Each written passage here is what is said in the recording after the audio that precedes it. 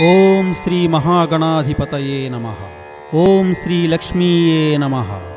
ఓం శ్రీ ప్రసన్నలక్ష్మీయే నమః. మొట్టమొదటిసారిగా శ్రీ శ్రీ శ్రీ నిదానంపాటి ముత్తాయపాలెం ప్రసన్నలక్ష్మీ అమ్మవారి భక్తి గీతాలను అమ్మవారి ఆశీస్సులతో మీకు అందిస్తున్నాం. విని తరించండి.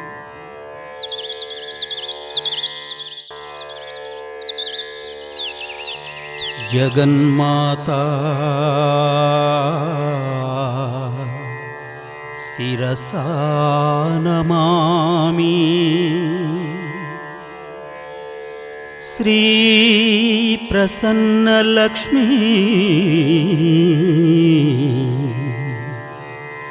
మనసా స్మరామి. సౌభాగ్య సంతానప్రదాయని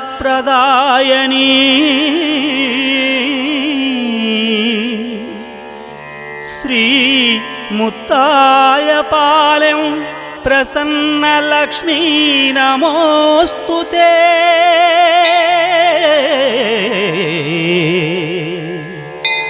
శ్రీ ముత్తాయపాలెం ప్రసన్నలక్ష్మీ నమోస్తుతే. అసలు ఏమైంది సున్నా నీకు? ఏమోనండి, కడుపు నొప్పి మహాభయంకరం కానున్నది. నీకు కడుపులు నొప్పా? అంతా శివలీల. పర్వాలేదండి, తగ్గిపోయింది. పద పద సున్నా, విశ్రాంతి తీసుకుందాం. పద, జాగ్రత్త.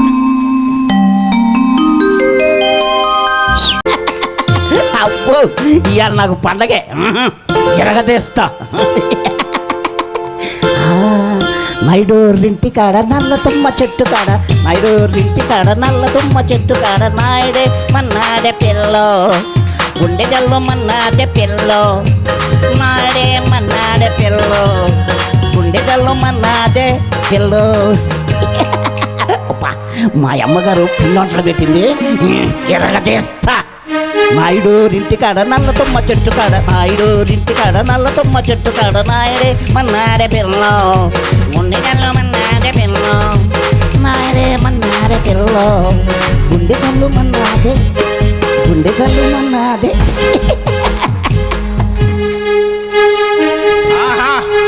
ఈ సాకల పనుందో చూశారు, చాలా గొప్పదండి. ఎందుకంటే పొద్దున లేచిండి నుండి ఓ అమ్మ పిలిచి ఒరే భీముడు ముందు మాయి ఉతకనిద్దే, ఇంకొక అమ్మ పిలిచి ముందు మాయి రుద్దనిద్దే. ఈ ఉతకడం ఈ రుద్దటం ఎంత గొప్ప పనండి. అసలు ఈ ఊళ్ళో ఉన్న ఆసాముల కంటే మా తల్లి సుగుణమ్మ గారు చాలా మంచివారండి. ఏ తల్లి కన్నా బిడ్డో గాని ఈ జన్మకు మర్చిపోలేమండి. ఏమిటయ్యా మర్చిపోలేను మర్చిపోలేని నిగ్గదించి మాట్లాడుతున్నావు? ఎవరి గురించి ఏమిటి? మా తల్లి సుగుణమ్మ గారి గురించే. అంత గొప్ప విషయమా? గొప్ప విశేషమే. మరి మీ ఇంటికి వచ్చాను అనుకో, ఈ భీముడు గాడు ఏమి తింటాడా ఏమి దోచుకుపోతాడని ఒక కాపలాగా మంచుడు ఎందుకు అర్థం? మా తల్లి అలా కాదా, ఇత్తులు ఉన్నాయి రాని ఇల్లంతా చూసిద్ది, కడుపు నిండా బోధన్నావు రాని కడుపు చూసిద్ది, పిల్లల బడికి వెళ్ళారు రాని భవిష్యత్తు తెలుసుకునిద్దా. అసలు ఒక్క మాటలో చెప్పాలంటే మా బాగోగులు మొత్తం ఆ తల్లి చూసేదే. పిల్లల్ని చదివిస్తున్నామన్నమాట. అన్నమాట ఉన్న మాటే. మరి నీ చదువు సంతకెల్లా చదివిస్తే ఉన్నమతి పోతుందని చదివికురా. డబ్బులు అయిపోతాయి, డబ్బులు. ఉద్యోగాలు చేస్తే ఉతికే వాళ్ళు చేస్తాడేమో ఉద్యోగాలు.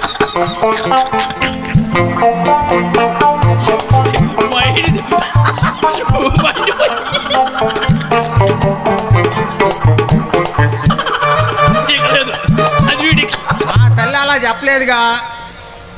ఎలా చెప్పిందిరా? పిల్లలు చదువుకుంటే మంచి జ్ఞానం వస్తుందని, మంచి తెలివితేటలు వస్తాయని, పెద్ద పెద్ద ఉద్యోగాలు వస్తాయని చెప్పిందా. చెప్పిద్దిరా, చెప్పింది. చెప్పగా ఏం చేస్తుంది?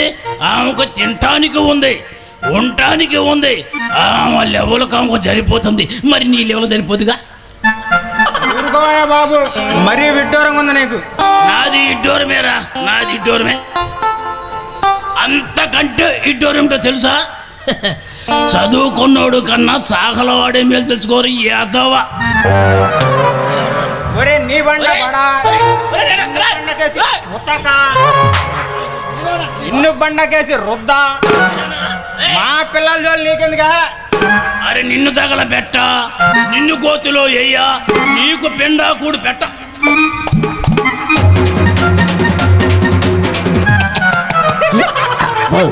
చెట్టుగాడి కింద పడ్డాడు, కిడ్నీలు పోయి ఉంటాయి. ఈ రేత్రి ఇంట్లో పనికిరాడు. ఎవరన్నా చూసుకున్నారో మిడిచిపడుతున్నా. ఎవరన్నా చూసుకున్నా? మా తల్లి సుగుణమ్మ గారు అండ చూసుకొనే. ఏం పిక్కుండా పిక్క. నన్ను నన్ను అంత మాట అంటావా? అంట, ఒకసారి అంట, 10 సార్లు అంట. నీకు శాత అయింది పిక్క. పీక్కునేదిందిరా.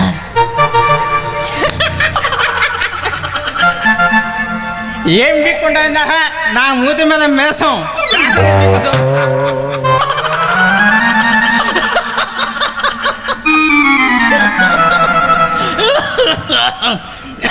నాకు చేత కాదు కానీ పీకి చేతులు పెట్టరా.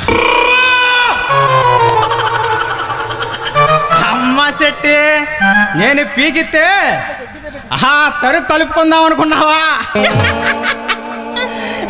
కిటికీల సంగతి నాకు తెలుసు కానీ ఎందుకు ఎక్కడికి దేనికి వచ్చా? అదిగో అది సరైన దారిలోకి వచ్చారు. మా దుకాణం దగ్గర చిన్నలో పెద్దలో నోటుకు వచ్చినట్టు అవుతున్నారే కూర్చొని. ఏమని అవుతున్నారేందా? దేవీ నవరాత్రులు జరుగుతున్నాయి కదా. జరుగుతున్నాయిగా. ఆ కారణం వల్ల రామయ్య గారు, సుగుణమ్మ గారు నిన్ను ఊరు వదిలిపెట్టి పోమన్నారేంది? అబ్బా నన్ను కాదయ్యా, దీపారాధనలో పూజా కార్యక్రమాలు చెయ్యరాదని ఒకటే గోళ ఈ జనం మొత్తం. ఈ మాట ఇంకొకసారి అనుకుని బుర్ర రాంకెత్తన పడితే జాగ్రత్త. అబ్బా నేను కాదయ్యా, ఊళ్ళో జనం అనుకుంటున్నారయ్యా. ఊళ్ళో పెళ్లికి కుక్కలాడావుడే అన్నట్లు ఇస్తరాకులు ఏరే వాళ్ళకి జనాభా లెక్కలేదు. నోరు కోసం బయటకు నాడు. ఏం చేస్తారా? మా వాళ్ళు చెప్పుకుంటా. ఈ ఊళ్ళో ఉన్న ఆసాములు అందరే గొడ్లొతుకుతూ ఆ అమ్మ పెట్టింది ఈ అమ్మ పెట్టి బరీగా తిని పెంచిన కండలనాయి. రా చూస్తున్నారా? చూసుకున్నా నేనేవాళ్ళ నేను కాసుకో రా. కాసుకో రారా. ఏయ్ బల్ల బల్ల బల్ల బల్ల బల్ల బల్ల బల్ల బల్ల ఇరణ్య కసుపును రా, నిన్ను ఇరుసుకు తింటారా. బల్ల బల్ల బల్ల బల్ల బల్ల బల్ల బల్ల బల్ల నరసింహ స్వామిని రోయ్, నిన్ను నలుసుకు తింటారా. ఇరుసుకు తింటా, నలుసుకు తింటా, ఇరుసుకు తింటా, నలుసుకు తింటా. చెట్టుగారు కింద పడ్డాడు, గోసిగోడు ఉడిద్ది. పల్లె ప్రసన్న చూడ. అమ్మో ఇది ఖచ్చితంగా ఈ రేత్రి ఇంట్లో పనికిరాడు, కిడ్నీలు పోయింది. లేపరా అబ్బో అమ్మా.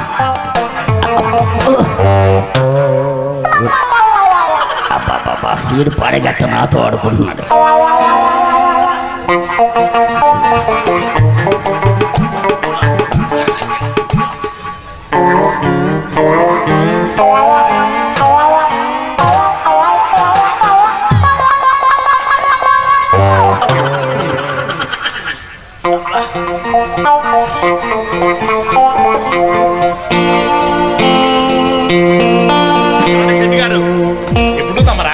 ఇప్పుడే వచ్చానండి, కాకపోతే సంతలో గొర్రెలా నస పెడుతుంటే ఇక్కడ ఆగాను అంతే.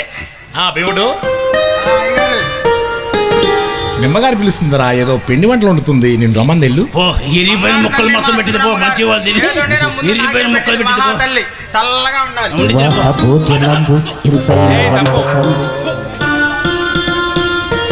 శెట్టి గారు ఏమిటండి విశేషాలు? ఏముందండి, వ్యాపారానికి మీ దగ్గర అప్పుగా పుచ్చుకున్న రకం ఇచ్చిపోదామని వచ్చానండి. దానికి అంత తొందరగా వచ్చి పడిందండి, తర్వాతే వచ్చు కదా. అవసరానికి తీసుకున్నప్పుడు కాటి మీద పిండా కూడు లాంటిదండి. ఎప్పుడు చేయాల్సిన పని అప్పుడు చెయ్యకపోతే 7 ఏళ్ల నాటి చని ఎంట పడుతుందని శాస్త్రం ఉంది కదా.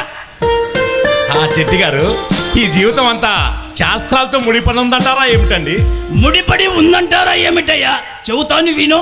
సరే చెప్పండి. ముందు పోసి పెట్టుకొని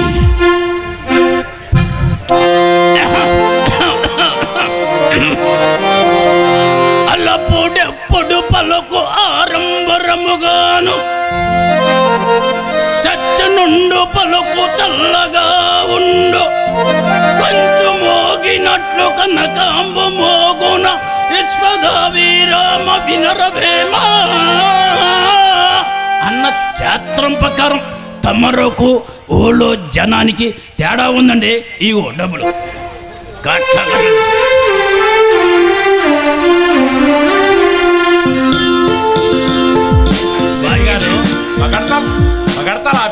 వచ్చిన పని ఏంటో చెప్పండి. పొగడతలు కాదండి, మూమాటికి నిజం. మీరు ఏమి అనుకోనంటే ఒక విషయం చెబుతా, ఏం అనుకోరు కదా. ఏమనుకోలే గానీ నిజం చెప్పు. అబ్బా, నిజము చెప్పక అబద్ధము చెబుతామా తమరి దగ్గర? అబద్ధం అన్నది 7 ఊళ్ళ దూరంలో ఉంటుందండి. కానీ ఊళ్ళో జనం ఒకటి అనుకుంటున్నారండి. ఏమనుకుంటున్నారు ఏమిటి? అబ్బా, దేవీ నవరాత్రులు జరుగుతున్నాయి కదా. జరుగుతాయి. ఆ కారణం వల్ల రామయ్య గారు, సుగుణమ్మ గారు దీపారాధనలో పూజా కార్యక్రమాలు చెయ్యరాదని ఒకటే గోలండి. సరే, దానికి కారణం ఏమిటో అనుకున్నావా? కారణం ఏమవుతుంది? పుత్ర సంతానము లేదు గనక.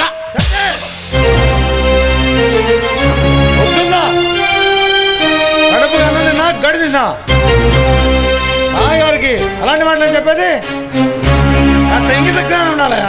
ఓయబ్బో, ఇంగిదిగాను ఉంది కాబట్టి అక్కడ ఇన్నాను, ఇక్కడ మొరిగాను. నీకులాగా ఇన్న ఈచి మొరుగుని పెట్టి మాయం చేయలేదుగా. ఆపది పావుడు మనిద్దరం చిన్న స్నేహితులోనే ఇంతసేపు ఉపేక్షించాను. వెళ్తానండి, వెళ్తాను. ఎంటికలున్నమ్మా ఏ కొప్పెట్టిన చనిపోతుందని. తమరు పెద్దవారు కదా, తమరు ఏం మాట్లాడినా చల్లిపోతుందండి. వెళ్తానండి, వెళ్తాను. ఎంత చెప్పిన గ్రామానికి మున్సిపు గారు కదా. తమరు చెప్పిన తర్వాత ఎలక తప్పుతుందా? ఎవరో మొఖం చూశానో ఏమో, లేచిని కానించి అన్ని అభిషేకనాలే. సరే పద పద, వెళ్తానండి, వెళ్తాం.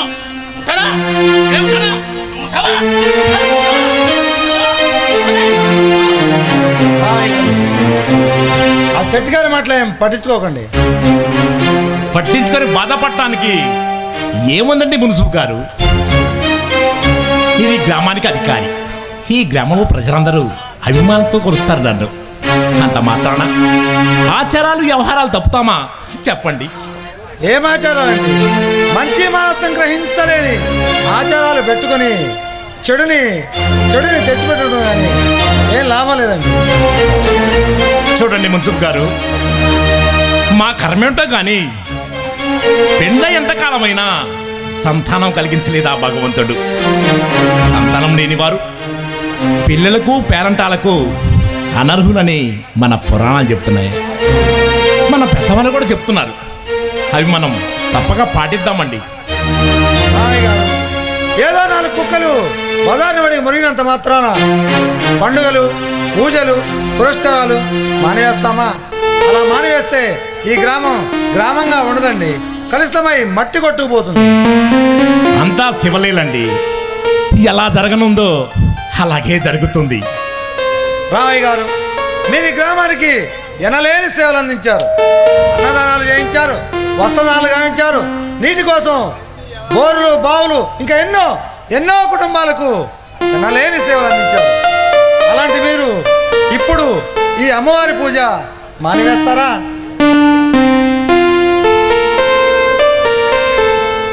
ఇంతకంటే ఏం చేస్తుందండి? పుత్ర సంతానం లేని దానికంటే పెద్ద శిక్ష విధిస్తుందా? సరే, విధించనివ్వండి. లేదండి, లేదు, మీకు తప్పకుండా సంతానం కలుగుతుంది.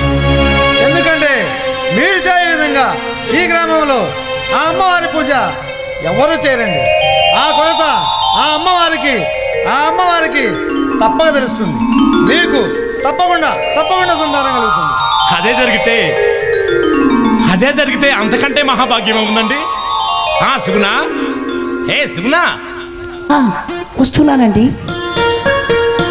మున్సబ్ గారు, మాటలో పడి మర్చిపోయామండి. మజ్జిగ తీసుకుంటారా లేక కాబట్టి ఏమన్నా తీసుకుంటారా? అబ్బే, ఎంత ఈ గ్రామానికి అధికారినైనా నాది పొట్టే కొంచెం అజీర్తిగా ఉందండి. అంటే గుర్తొచ్చిందండు, మా సుగుణ వస్తుంది, మీరిద్దరు మాట్లాడుతూ ఉండండి, నేను ఇప్పుడే వస్తాను. సరే పోయినండి.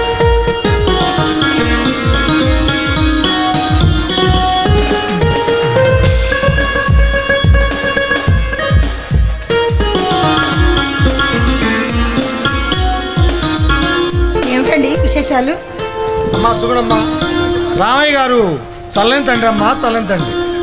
అవునండి, తన ప్రాణంలో ప్రాణంగా చూసుకున్న ఆయన పాలిట నేను శత్రువులా మారాను. నా వల్ల ఆయనకు సుఖం లేదు, నా వల్ల ఆయనకు మనశ్శాంతి లేదు. ఇదంతా నా వల్లే జరిగింది. ఇన్ని కష్టాలు నా వల్లే వచ్చాయి.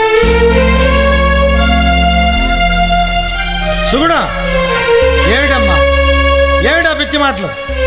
మనిషి సత్య సాధించాలనుకోవడం అవివేకం, మరణించాలనుకోవడం మూర్ఖత్వం తల్లి, మూర్ఖత్వం.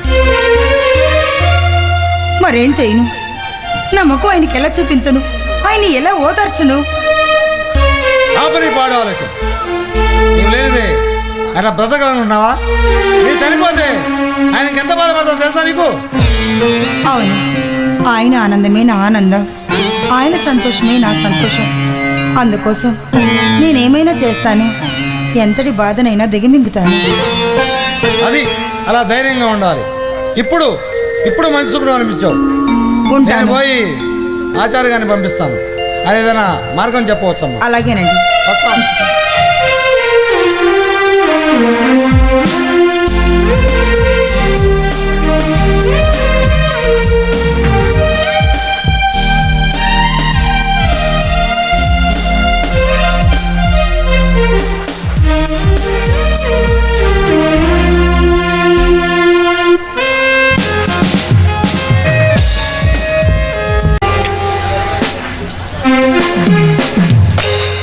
ఏమిటి సుగుణ అలా ఉంది?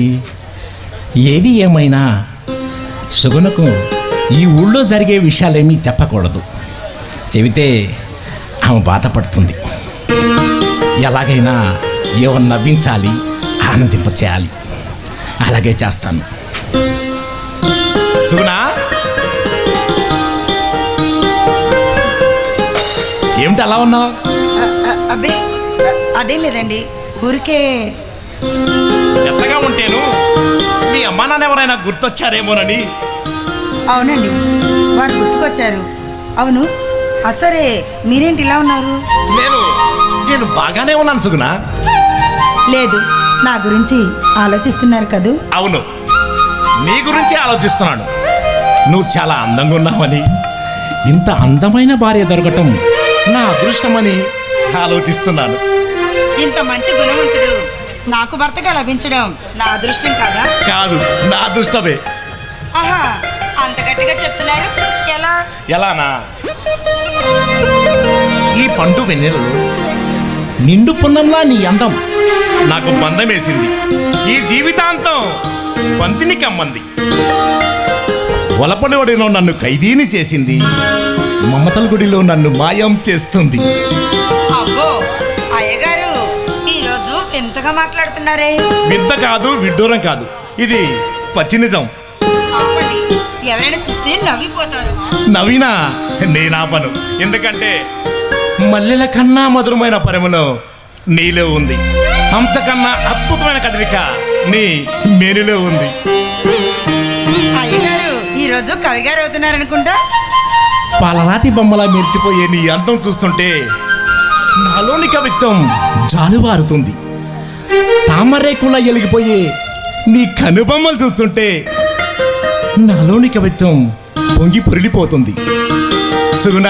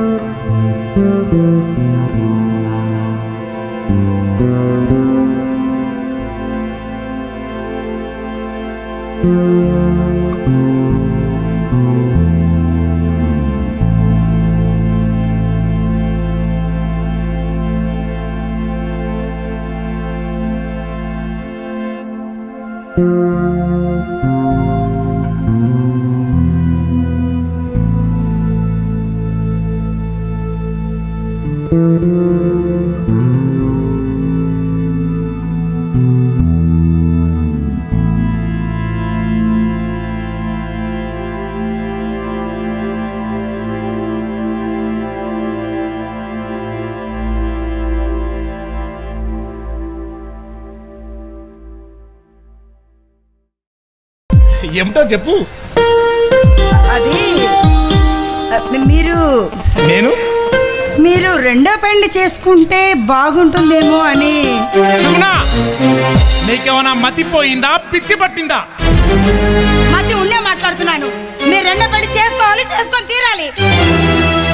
సుగుణా, నీకు ఆలోచన ఎందుకు వచ్చిందో నాకు తెలియదు కానీ మరొక్కసారి మాట్లాడేవంటే నేను ఊరుకోను. ఊరుకోవాలి, ఊరుకొని తీరాలి. నా వల్ల మీరు 10 మందిలో అప్రదల పాలు కావడం నేను భరించలేనండి.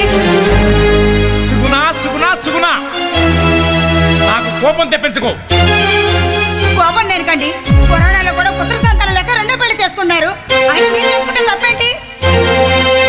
సుగుణా, నోరు మూసుకొని లోపలికి వెళ్ళు. మా బాబా గారు అమ్మాయి పెళ్లిడికి వచ్చింది. వెంటనే పెళ్లికి ఏర్పాటు చేయమని చెప్తాను.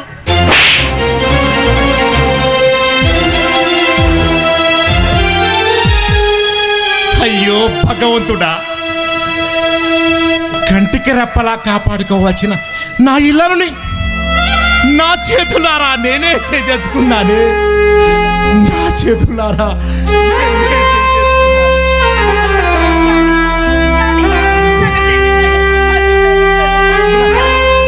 ఇది తప్పు కాదండి. ఈ తప్పు అని తెలుసుకోవాలని నాదే తప్పు. నన్ను క్షమించండి. సుగుణా, ఏమండి, ఏమండి, మీరు లేకుండా నేను బ్రతకలేనండి. నా ఊపిరినంత వరకు మీ పాదవేదన మీకు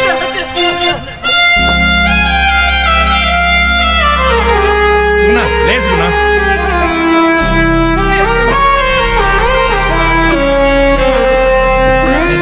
నేను ఆచార్య గారు రమ్మని చెప్పాను. ఎందుకండి? ఆయన మన కుటుంబానికి ఏదో మార్గం చూపిస్తాడేమోనని. అలాగా?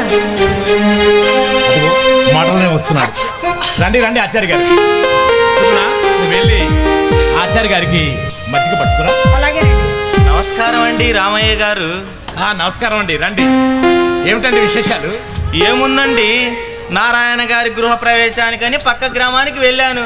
అది చూసుకొని వచ్చే సమయానికి మీ కబురు నా చెవిన పడిందండి. అంతే, తక్కువ ఇక్కడ వాళ్ళ. అలాగా? అక్కడ వాళ్ళంతా బాగున్నారా? ఏదో తమరి దయ వల్ల అంత క్షేమమే, కానీ ఊళ్ళో వార్తలు మార్పుగా వినపడుతున్నా. నిజమేనా? ఏమిటండి అవి? కాస్త వివరంగా చెప్పండి. ఏముందండి, తమరి చేత పూజా కార్యక్రమాలు జరిపించకూడదని కుక్క అరుపులు, నక్క కూతలు వినపడుట నిజమేనా అని అడుగుతున్నాను. తప్పేముందండి, వాటికి మనం అనర్హులనే ఆ భగవంతుడే మా నుదుట రాసిపెట్టుంటే వాళ్ళు అనుకునే దాంట్లో మాత్రం తప్పేముంది? అయ్యయ్యో, బాధపడమాకండి. తప్పున్నారా? తప్పులున్నవారు తమ తప్పులు ఎరుగురని తమ కంటిలోనే దూలం ఉంచుకొని ఎదుటివాని కంటిలో నలుసు వెతుకుట పరిపాటైపోయింది వెధవలకి. జనం మాటలు పట్టించుకోమాకండి. ఇది సరే కానీ తమనొక్క మాట అడుగుతాను, ఏమనుకోరు కదా? ఏమనుకునేదేముందండి, తమరు అడగబోవు మాట మేము ముందుగానే గ్రహించాము. గ్రహించారా? సరే అదేమిటో చెప్పండి మరి. చెబుతానుండండి. మీకోసమని పూర్వగంధాలు వెతకగా ఒక దివ్యమైన సూత్రం దొరికిందండి. అది ఏమిటంటే, పుత్ర సంతానం లేని జనక మహర్షి పుత్ర కామేష్టి యాగం గావించారటండి. ఆ యాగ ఫలితమున వారికి సీతాదేవి లభించిందండి. మరి తమరి చేత కూడా పుత్ర కామేష్టి యాగం జరిపిస్తే తప్పక సంతానం కలుగుతుందని మా మనవి. జరిపిద్దామండి, జరిపిద్దాం. సుగుణ ఇలా రా. ఆచార్య గారు పుస్తకాంశం చేయమని చెప్తున్నారు, మరి చేద్దామా? పెద్దవారు వారి మాట ప్రకారమే చేద్దామండి. సరే సరే. ఆచార్య గారు ఎలా చేయాలి, ఎప్పుడు చేయాలండి? నిండు నూరేళ్ళు చల్లగా వర్దిల్లు తల్లి. చెబుతాను నాయనా, చెబుతాను. చెప్పండి మరి. తన్నన్నన్నన్నన్న.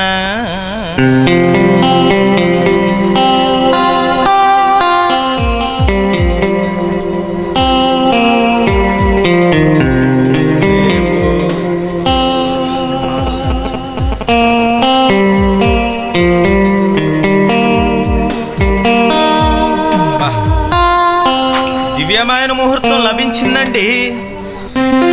ఈరోజు ఉదయం 8:45 మంచి గడియలు వచ్చును. ఆ ముహూర్తాన ఏర్పాట్లు చేయించుకోండి, అంతా సవ్యంగా జరుగుతుంది.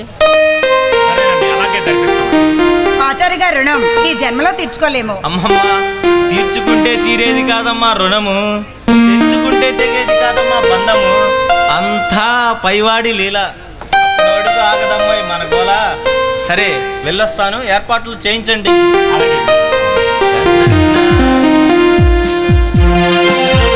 చెప్పండి. నువ్వు వెళ్ళి మన ఇంట్లో పని వాళ్ళకి పనులు పురాయించు, నేను వెళ్ళి దండు రేపించి వస్తాను. అలాగేనండి.